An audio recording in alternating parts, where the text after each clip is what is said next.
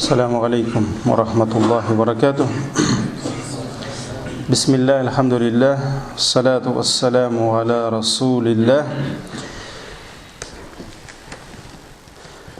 Причины прощения грехов. И мы с вами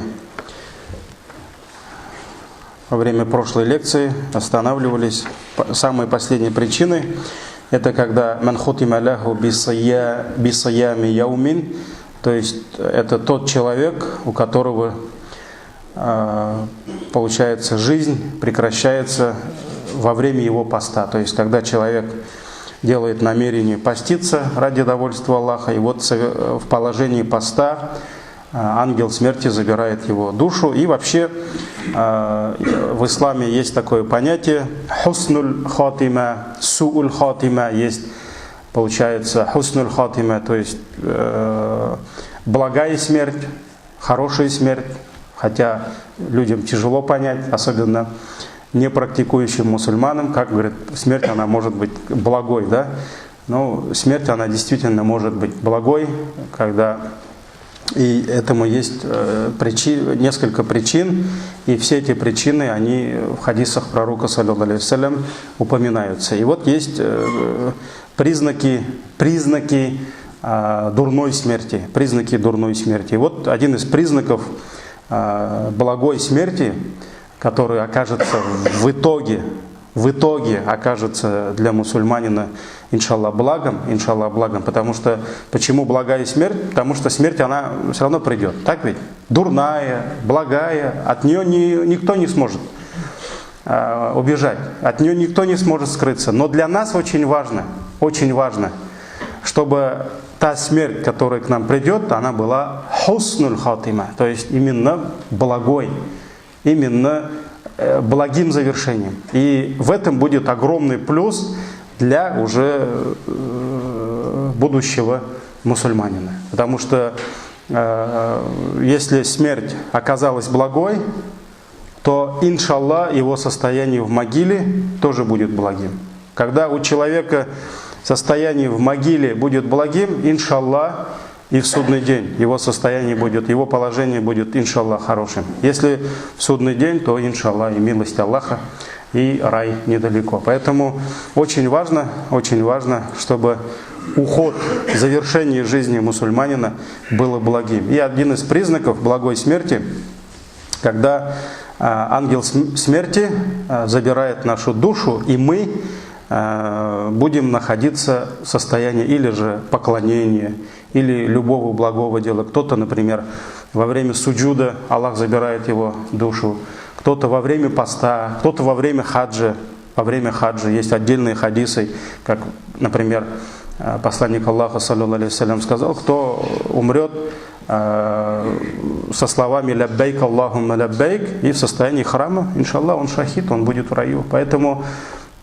Поэтому если человек умирает в состоянии, вот когда современно совершая благое дело, для него это благо, иншаллах, для него это благо. И наоборот, су'уль хатима, дурное завершение, признаком дурного завершения считается, когда человек умирает в состоянии греха. То есть кто-то, совершая какой-либо грех, Аллах забирает его сердце, его душу, это уже признак дурной смерти. «Ман фаттара саиман», кто разговил постящегося, и умра, совершение умры. И идем дальше. «Раф'у саути бил ихляли ва такбири фил хадж». Когда человек умирает в состоянии слов, то есть произнося слова «ляббейк Аллахумма ляббейк». Абу Хурайра, радийаллаху анху, передает, что посланник Аллаха, саллаллаху алейхи вассалям, сказал: «Ман ахалла мухиллун кат, валя каббара мукаббирун кат, илля бушира биль джанна».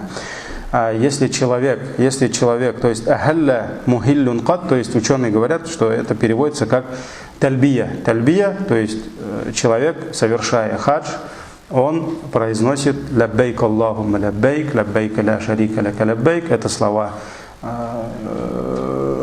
таухида, так ведь, это слова повиновения, когда мы говорим «ляббейк», то есть «О Аллах, Ты нас позвал», и мы пришли, мы перед тобой, и именно возвеличивая Аллаха, илля бушира биль джанна, то есть ничто не ожидает этого человека, кроме рая, кроме того, что он будет обрадован раем.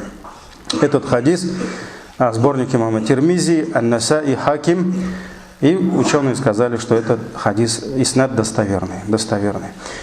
Следующая причина прощения, иншаллах, грехов, это ат-таваф биль-бейт, обход Каабы.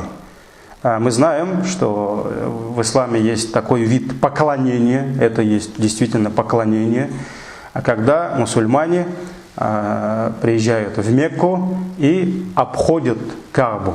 7 раз обходят Каабу. Мы знаем, что таваф является еще частью хаджа, так ведь, но помимо хаджа, мы знаем, что когда человек приходит в мечеть Аль-Харам, вместо того, чтобы совершать тахиятуль масджид, он может совершать 7 раз обойти вокруг Каабы. И вот то, что человек обходит вокруг Каабы, это является чем? Поклонением. Поэтому Аллах Тааля разрешил обходить только Каабу. Так ведь обход делается только вокруг Каабы. И обход, таваф вокруг Каабы является одной из величайших видов причин прощения грехов. И как передает нам Ибн Умар, радийаллаху анхума, что посланник Аллаха, алейхиссалату вассалям, сказал: «Ман тафа бихадал бейти усбуган фа ахсаху кана ка'атхи ракаба». Кто будет совершать обход возле этого дома, то есть возле этого дома, он указал на Каабу, естественно, потому что мы с вами говорили, обход совершается только возле Каабы, усбуан, то есть в течение недели, и он будет это считать, что вот у него будет неделя, да, то это равносильно тому, что он освободит раба. То есть как будто он купил раба за какие-то деньги, так ведь не скот, не это, а людей. Человека купил, это еще когда рабы были, и он подарил ему свободу. И он не поставит свою ступню и не поднимет другую, кроме как кроме как Аллах вот за каждый его шаг будет стирать ему, прощать ему грех и будет записывать ему награду. То есть он не поднимет, даже не успеет поднять ногу, одну ногу поднять, вторую поставить, ступню, кроме как Аллах уже простит ему одно прегрешение и напишет ему, иншаллах, одну награду за это. Этот хадис сахих, раваху Тирмизи, Ан-Насаи, Хаким. Вот поэтому таваф, дорогие братья, кому Аллах Тааля, иншаллах, не спошлет такое благо, и он окажется в Бейтуллах Аль-Харам, в мечети Аль-Харам, ему ни в коем случае нельзя тратить время на какие-то ненужные дела, ненужные бесполезные дела, да, какие-то движения. Вот именно нужно там не по магазинам не надо ходить там, да, часами, по рынкам. Там. Иногда мы ошибаемся. Да, вот шайтан васваса нам делает, мы оказываемся в Мекке, в Медине, да, и вместо того, чтобы поклоняться в доме Всевышнего Аллаха, где в Аль-Харам, мечеть Аль-Харам в Мекке в 100 тысяч раз превосходит, так ведь? То есть за каждый ракагат намаза ты получаешь 100 тысяч ракагатов намаза. За 2 ракагата 200 тысяч ракагатов намаза. Это какие бонусы? Это вам никто не даст, кроме Аллаха, так ведь? И мы знаем, в мечети пророка нашего любимого, саллаллаху алейхи вассалям, в 1000 раз умножается награда, так ведь? И вместо того, чтобы вот пользоваться этими привилегиями, которые Аллах Тааля нам дает, мы там придумываем, там, вот мне там, я бабушке там что-то обещал, да, там дочке что-то обещал, и вот по рынкам, по магазинам, по рынкам неделя проходит, да, ну он находит, конечно, подарок, да, находит эту безделушку, но зато целая неделя поклонения, пользуясь вот этими привилегиями, она просто исчезает. Поэтому нельзя пренебрегать своим положением в Мекке, в Медине, надо пользоваться этим. И Вот за каждый шаг во время тавафа, за каждый шаг Аллах Тааля прощает нам прегрешения, и за каждый шаг Аллах Тааля дает нам награду, иншаллах. Поэтому, альхамдулилля, иногда вот удивляешься не молодежи, а вот во время хаджа, умры удивляешься некоторым нашим пожилым, иногда бабушкам, дедушкам. Есть те, которые там 3, 4 и то 5 раз в день таваф делают, машаллах. Это не так легко, да, еще учитывая климат, жару, учитывая, что там народу не так мало, так ведь? Поэтому, машаллах, находятся такие, среди нас есть такие, но это не мы, к сожалению, да, такие искренние наши аубилар, апалар, которые вот по 5 раз таваф делают, иншаллах. Альхамдулилля, пусть Аллах примет. И тоже связано с, можно сказать, раньше больше было связано, сейчас уже нет. Шурбу ма и замзам. Биниятль магфира. Вода замзам, когда человек пьет с намерением прощения грехов. Ну, почему раньше было больше связано? Потому что раньше замзам действительно был такой дефицитный, да? И все-таки, альхамдулилля, вдоволь мы пили только там, находясь именно в тех святых местах, но сегодня, альхамдулилля, есть возможность найти замзам и здесь. Вот и в основе вода замзам, здесь нет, автор книги нам не приводит хадисы, которые напрямую указывают, что питье воды замзам является причиной прощения грехов. Но есть другой хадис, которым мы, зная этот хадис, мы можем воспользоваться. То есть в рамках дозволенной хитрости для мусульман, да, мы можем, зная этот хадис, воспользоваться им и превратить питье воды замзам именно в причину прощения грехов. Как передает нам Джабир, радиаллаху анху, что посланник Аллаха, алейхиссалату вассалям, сказал: «Мау замзама лима шуриба ля». Вода замзам будет для того, для чего ее будет пить человек. То есть с каким намерением человек будет пить воду замзам, вот это он и получит. Этот хадис сахих, достоверный, в сборниках имам Ахмада, Ибн Маджа, Ибн Аби Шиба, Байхақи и так далее. И вот этот хадис указывает на важность намерений, когда ты пьешь воду замзам. Если человек будет иметь ният, намерение просто утолить жажду, альхамдулилля, Аллах Тааля через воду замзам утолит его жажду.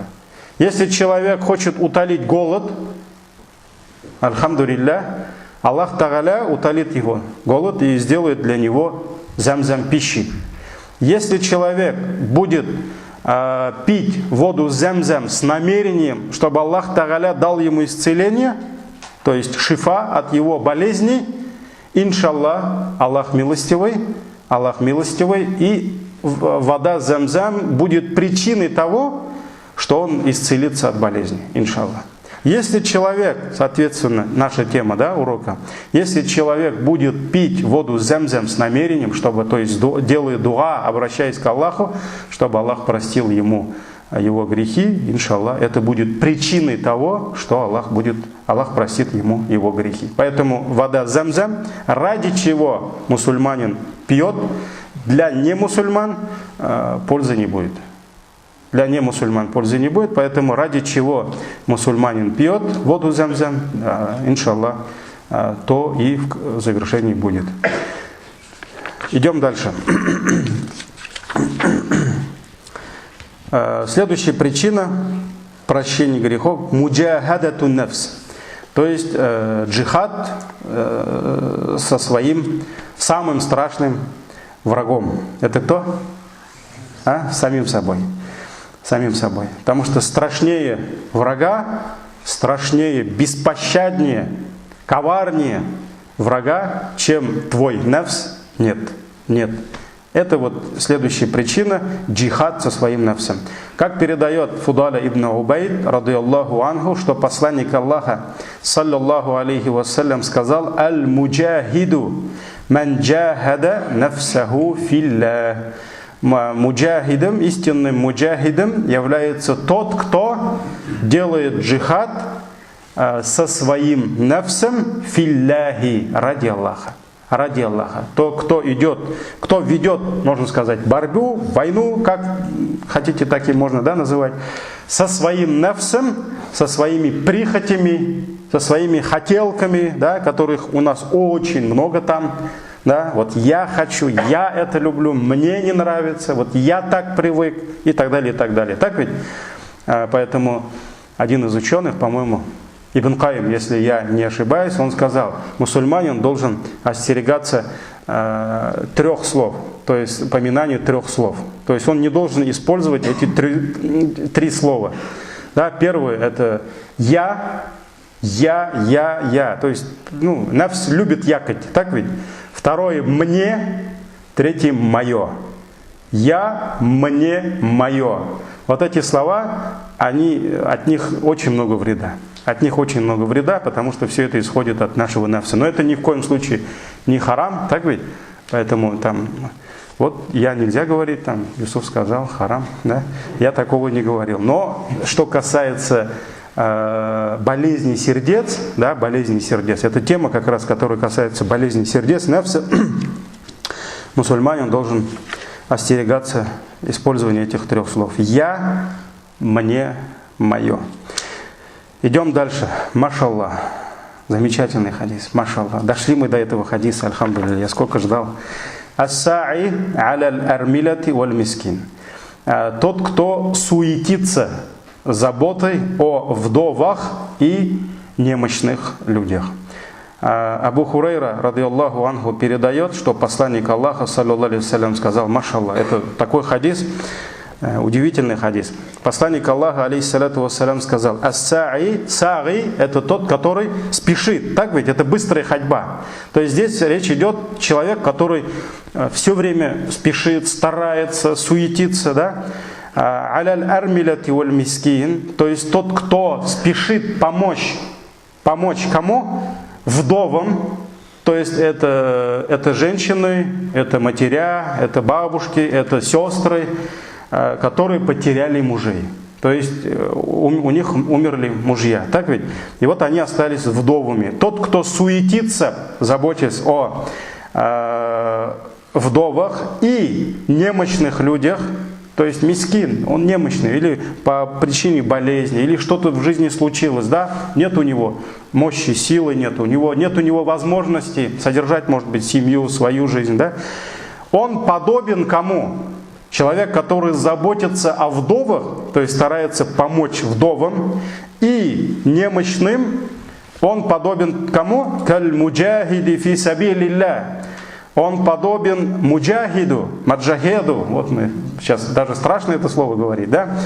Да, он подобен тому муджахиду, который идет на пути Аллаха, фи сабилилля, или же ауил каимил лейли, или же подобен тому, который выстаивает ночи в молитвах. Выстаивает ночи в молитвах, ас-саим нахар, а днем еще постится.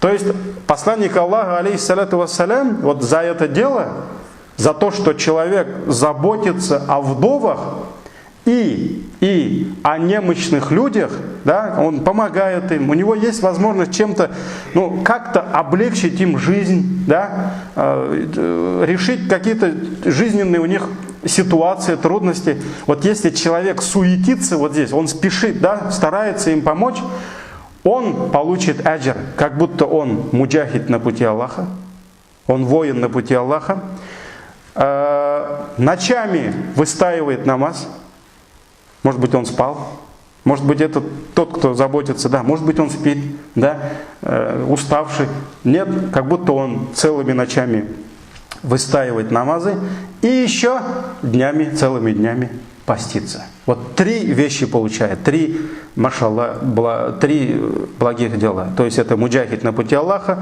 ночами выстаивает тахаджуды и целыми днями поститься. Вот машаллах за это дело посланник Аллаха, алейхиссаляту вассалям, обещал нам вот эти награды. Ну, действительно, это очень важный момент, когда человек, альхамдулилля, обладая какой-то возможностью, может быть финансовой, может быть, я не знаю, какой-то административный, может у него башка хорошо варит, да, машаллах, он может там помочь как-то, совет дать. Если он может помочь вдовам, то есть вдовы это те женщины, наши сестры, которые потеряли опекуна, потеряли кормильца. И очень важно, вот этот момент нужно учесть еще во время пророка, саллаллаху алейхи вассалям. Представьте себе, например, воды не было дома, дров не было, так ведь? Надо было где-то покупать, надо было в колодец ходить за водой. И вот произошла какая-то битва, ну, сподвижники погибали. Так ведь? Все, семья потеряла кормильца, вдова, может быть там дети. Дети уже кто? Это ятама, то есть они сироты. В исламе ятим сиротой называется тот, кто не имеет отца. Даже если мать жива-здорова, если нет отца, значит это ятим. И то, что ты помогаешь этому ребенку, у которого умер отец, значит ты помогаешь ятиму. То есть ты получаешь тот аджр, который получает человек за опеку о сиротах. Поэтому посланник Аллаха, алейхиссалату вассалям, сказал: «Ана ва кафилюль ятим кахатейни фил джанна». Я и тот, кто опекает сироту, вот мы вот так вместе будем в раю. Вот мы так вместе будем в раю. Он не показал эти пальцы, еще какие-то, да, вот вместе. То есть 2 пальца, как они вместе, вот мы будем вместе в раю. Поэтому, когда у ученых спрашивают, а кто такой сирота, да, ученые говорят, сирота, даже если мать жива, здорова, отец, если погиб, умер, отца нет, значит он сирота. И когда муж умирает, значит жена кто? Вдова. И она не может утром ходить за водой. Она не может кормить семью, то есть ей надо за детьми присмотреть. И очень важно было поднять вот этот вопрос заботы о сиротах. И поэтому очень много сподвижников, они брали на себя заботу об этих сестрах. То есть они, например, когда шли с бурдюком там, или еще с чем-то, да, то есть сосуд для воды, когда они шли за водой, они приносили воду и им, не только себе. Очень часто они на крыльце возле двери оставляли какие-то крупы, хлеб, еду, воду оставляли и еще какую-то помощь, дрова оставляли, потому что они понимали, что у этой семьи нет кого? Кормильца нет, защитника нет. Поэтому они защищали эту семью, они опекали об этой семье.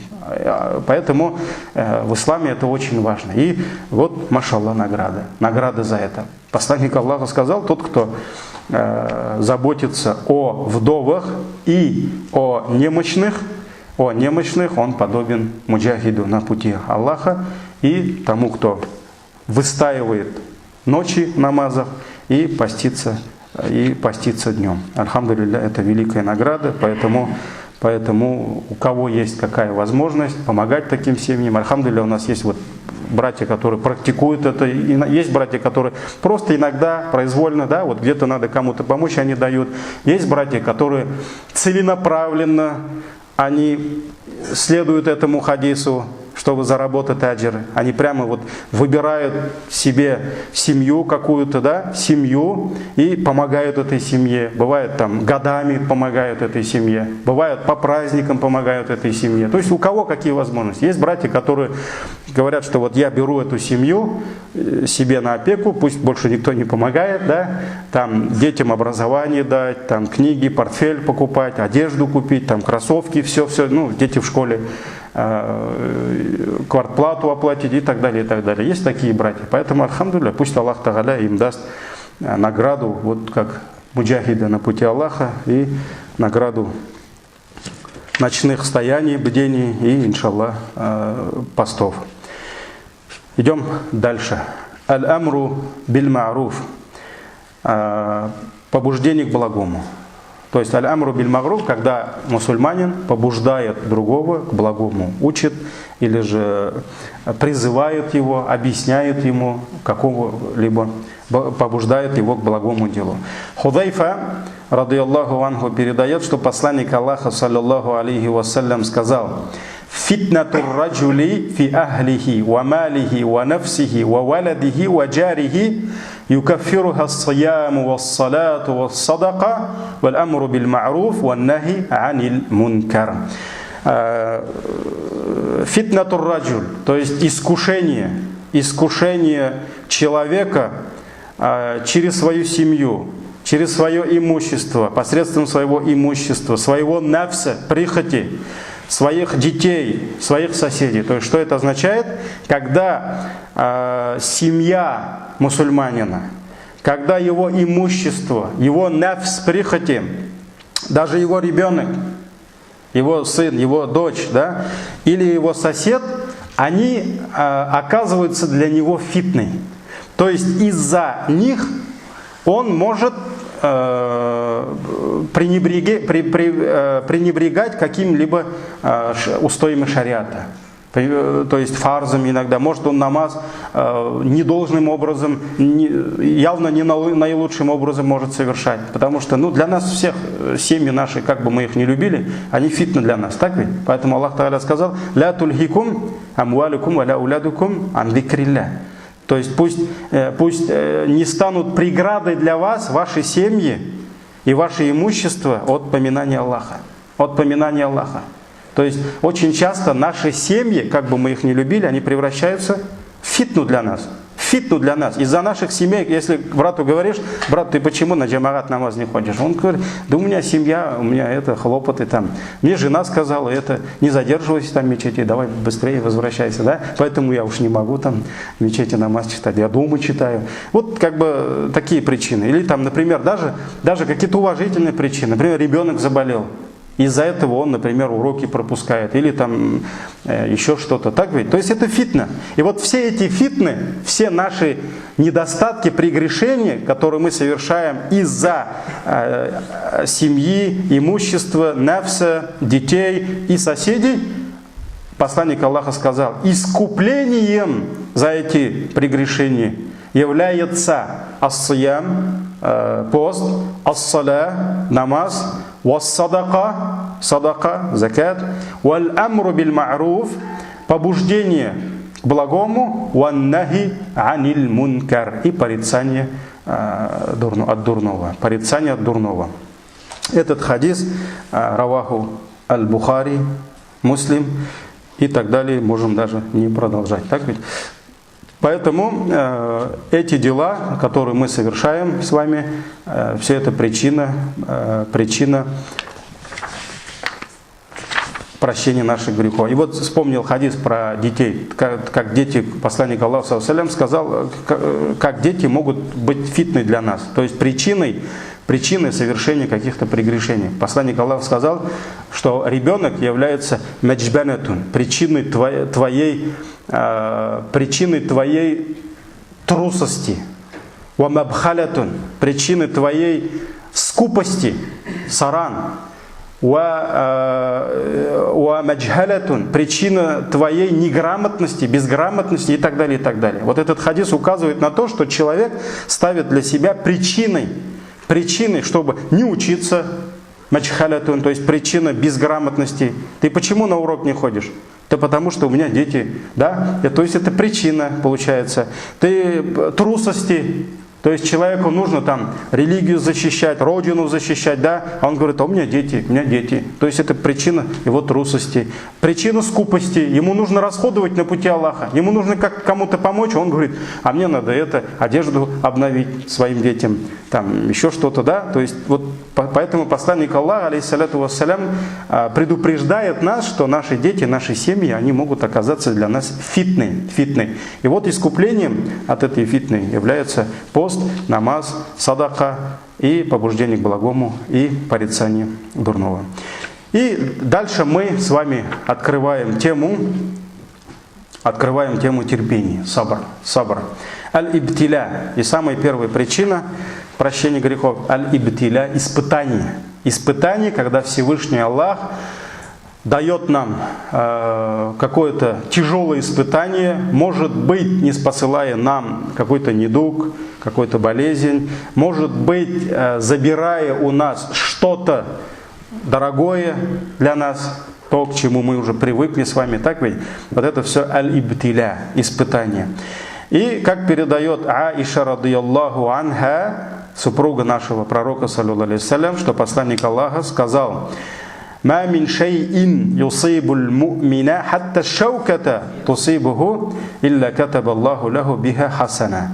Посланник Аллаха, алейхиссалату вассалям, сказал: любая вещь, которая постигает верующего, то есть любое испытание, любая трудность, которая постигает кого? Не просто человека, а именно верующего. Чтобы получать награду, аджр, за любое испытание, идет условие. Какое? Ты должен быть верующим. Потому что болезни испытывают и неверующие.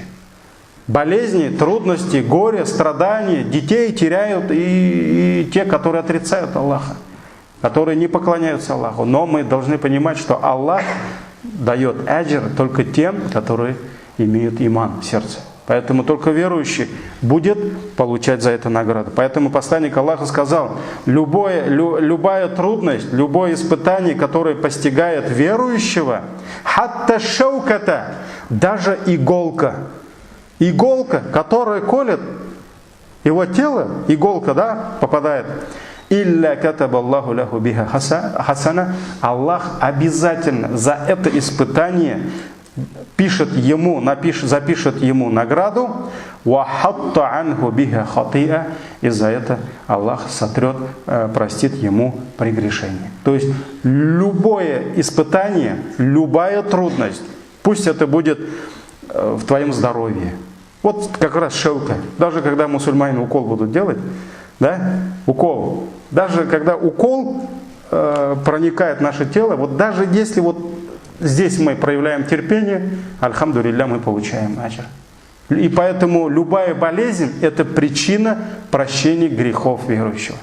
И любая трудность, пусть это будет какие-то, может быть, финансовые трудности, когда ему вот не хватает, он переживает за это. Мы с вами говорили, что Аллах прощает мусульманину грехи даже тогда, когда он пришел купить товар, он думал, что деньги у него здесь, а их там не оказалось, и он испугался, перепутал карманы, да? Вот даже за это Аллах простит ему грехи. Помните хадис, да? Поэтому какие-то финансовые трудности, ему тяжело. Вот здесь у него проблемы, надо семью кормить, надо одевать, здесь надо долги платить. Вот даже здесь, если мусульманин проявляет терпение, иншаллах, это для него испытание, это для него трудности, это для него причина прощения его грехов. И мы уже не будем говорить про большие испытания, когда Аллах Тааля, Аллах сахласын, забирает у нас близких нам людей, наших братьев, сестер, родных, так ведь, родителей и так далее, и так далее. Все, что постигает мусульманина и требует от него терпения, все это причина прощения грехов. Даже если иголка коснется нашего тела, даже за это Аллах прощает нам сколько-то грехов и запишет нам сколько-то награды. Этот хадис сахих раваху муслим, в сборнике имама Муслима. И следующий хадис нам передает Муавия ибн Аби Суфьян радийаллаху анхума, что посланник Аллаха саллаллаху алейхи вассалям сказал: «Ма мин шай'ин юсибуль му'мина фи джасадихи ю'фихи илля каффараллаху анху бихи мин сайяатихи». То есть любая трудность, любое испытание, которое постигает верующего фи джасадихи, в его теле, то есть получается это болезнь, так ведь? Ю'вихи, то есть это испытание, которое ю'вихи, то есть приносит ему боль, какую-то боль приносит. Аллах обязательно за это простит ему его грехи. Аллах Тааля простит ему грехи за это. Поэтому любая болезнь, которая постигает верующего, про это мы еще отдельно, иншаллах, у нас будут хадисы. И вот следующая причина – сабр, терпение. И в первую очередь, самым первым, суратуль Ахзаб, автор книги приводит сурат Ахзаб, 35 аят. Мы этот аят с вами уже прочитали, где говорится: «Инналь муслимина валь муслимат валь му'минина валь му'минат валь канитина валь канитат валь садикина валь садикат валь сабирина валь сабират». То есть воистину мусульмане и мусульманки, верующие мужчины, верующие женщины и так далее, и так далее. И вот мы доходим до слов, когда перечисляется «валь сабирина валь сабират». То есть мужчины, которые проявляют терпение, и женщины, которые проявляют терпение, валь-хаширина, валь-хашират, и так далее идет. И в конце аята Аллах Тааля говорит: «А'аддаллаху лахум», Аллах приготовил для них магфиратан ва аджран азима, Аллах приготовил для них прощение их грехов и великую награду, аджран азима, суратуль Ахзаб, 35 аят. Вот этот аят указывает на то, что когда мусульмане и мусульманки проявляют терпение, сабр, несмотря на то, что нелегко, да, а вот в этом-то и прелесть испытаний здесь именно терпение, альхамдулилля, Аллах Тааля прощает грехи. Поэтому сабр — это когда Ибн Кайим сказал, сабр, когда нафс твой хочет что-то сделать такое, но в этом нет довольства Аллаха, и ты останавливаешь свой нафс. Ты побеждаешь свой нафс, несмотря на то, что твое вот это «я», оно хочет что-то сделать, да, то есть все, что у него там выплеснуть, а в этом ты понимаешь, что нет в этом довольства Аллаха, в этом гнев Аллаха, поэтому ты выбираешь что? Ты, оставляя довольство нафса, ты выбираешь довольство Аллаха. Вот почему награда за терпение огромная. Вот почему. Потому что ты, несмотря на то, что твой нафс, это твой нафс, да? Он хочет что-то сделать, например, совершить там зина, рассказать гайбат, обмануть кого-то, забрать не по праву у кого-то и так далее, да? Твой нафс хочет это делать, но ты видишь, что в этом нет довольства Аллаха, в этом гнев Аллаха. Поэтому ты, оставляя довольство нафса, ты выбираешь довольство Аллаха. И наоборот, Ибн Кайим сказал, иногда твой нафс никак не хочет совершать что-либо, он не хочет это совершать. Но в совершении этого дела есть довольство Аллаха, есть приказ Аллаха. И ты, несмотря на то, что твой нафс не хочет это совершать, ты выбираешь довольство Аллаха и заставляешь свой нафс совершать это. Вот это есть терпение. Это есть терпение. То есть, какие примеры? Я не думаю, что у кого-либо нафс хочет там вставать на утренний намаз, например. Да? Если нормальный нафс, он не хочет вставать. Да? Если нафс не хочет вставать на тахаджуд, нафс не хочет поститься. Вот завтра пост. Вы спросите, вот каждый вечером придите домой, да, и спросите свой нафс: ты завтра хочешь уразу держать? Да? Да не хочет он уразу держать. Он не хочет, но в этом довольство Аллаха. В этом довольстве. И во время поста, месяца поста, даже если это фарс, ему не объяснишь нафсу. Извини, нафс, но это же фарс, давай, ты должен захотеть. Нет, он не будет хотеть этого. Он никогда не будет желать того, чтобы его кто-то ограничивал. Он не хочет, без ограничений должна быть у него жизнь. Он должен делать то, что он хочет, пить то, что хочет, есть то, что хочет, когда захочет. Поэтому нафс, мы боремся с нафсом ради довольства Аллаха. Вот это есть терпение. Это есть терпение.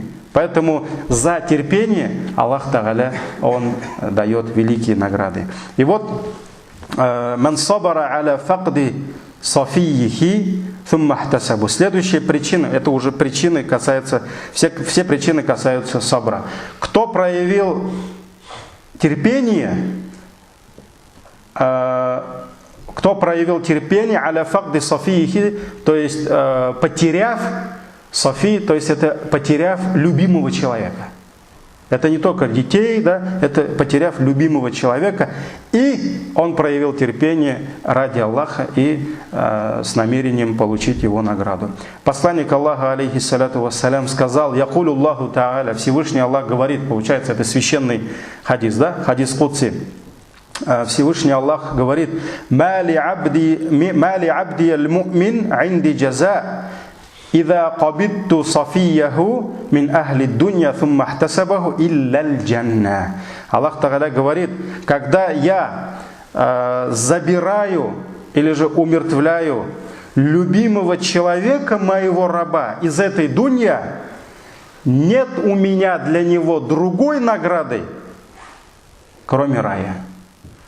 Когда я умертвляю, забираю близкого человека, моего раба, из ахля дунья, из этой дунья, фуммахтасабаху, и он принял это испытание и проявил терпение, надеясь на мою награду, нет для него у меня другой награды, кроме рая. Кроме рая. То есть, а чтобы добиться рая, нужно добиться что? Чего? Прощения Аллаха. Поэтому, значит, Аллах прощает ему за это грехи и, иншаллах, награждает его раем. Поэтому вот в хадисе вот это слово «сафийюн», ученые говорят, это нельзя переводить ребенка или там родители. Это те люди, которые близки к нам, нашим сердцам. То есть это может быть наши родители. Так ведь? Это может быть твоя любимая бабушка, вот кого ты действительно любил. Да? Это может быть дед твой, это может быть отец твой, которого ты так сильно любил, и вот ты его потерял. Да? Может быть, это твоя жена. Вот, например, любить жену не запрещается. Так ведь? Наоборот, посланник Аллаха, саллаллаху алейхи вассалям, больше всего проявлял терпение, ему пришлось проявлять терпение, когда он потерял кого? Хадиджу, то есть жену. Ему очень было тяжело потерять Хадиджу. Поэтому вот именно здесь речь идет о любимом человеке, которого ты любишь, и когда ты его теряешь, тебе очень тяжело.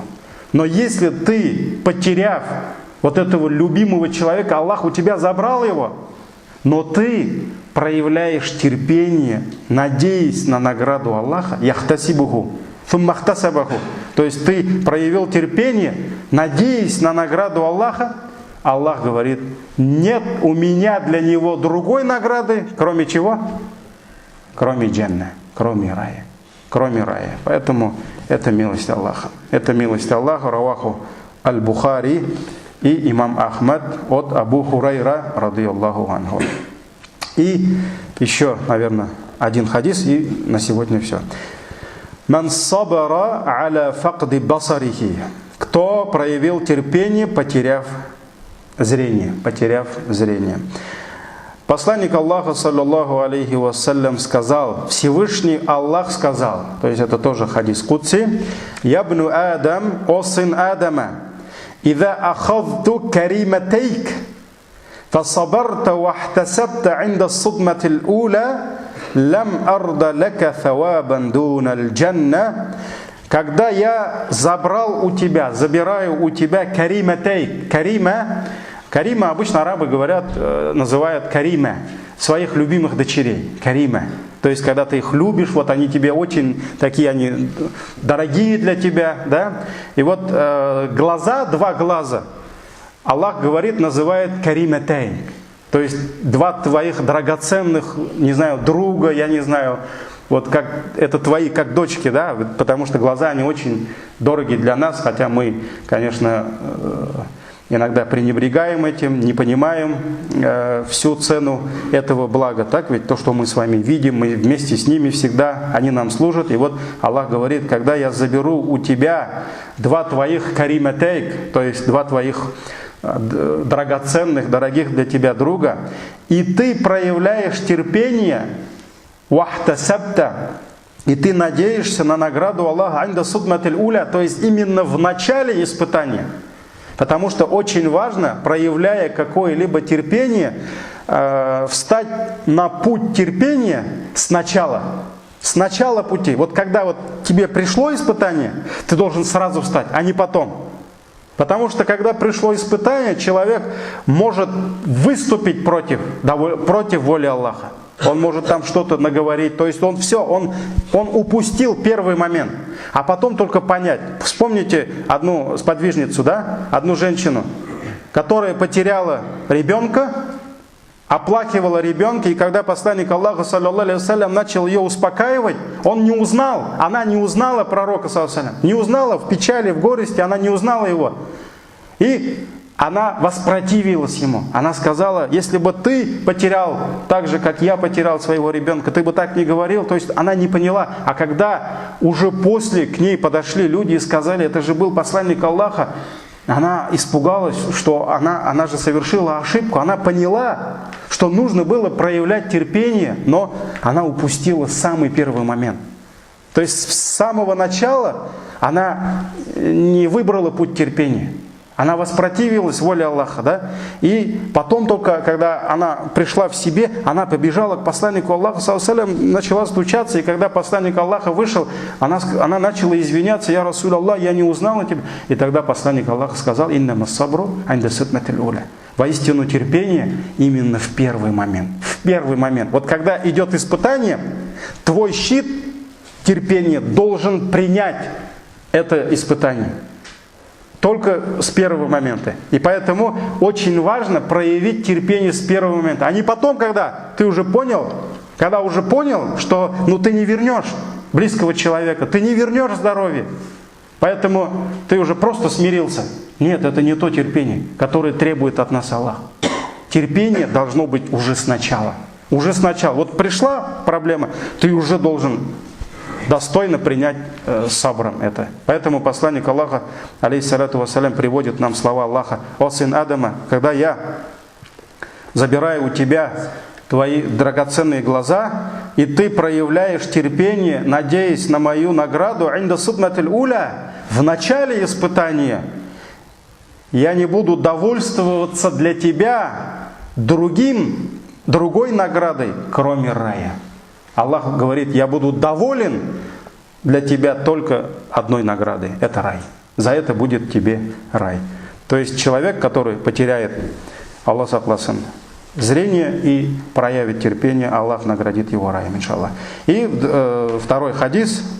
Эта тема, та же тема, и завершим на этом урок. Посланник Аллаха, саллаллаху алейхи вассалям, сказал: «Якулу Аллаху Та'аля», Всевышний Аллах говорит: «Ман адхабту хабибатайхи фасабара вахтасаба», у кого я забрал хабибатайхи.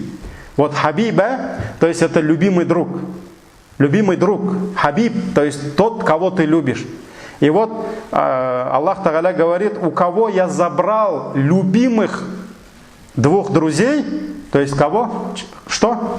Речь идет о глазах. И он проявил терпение и надеялся на мою награду, я не буду довольствоваться для него другой наградой, кроме рая. Кроме рая. И пусть Аллах Та'аля даст терпение тем нашим братьям, сестрам, которые потеряли зрение.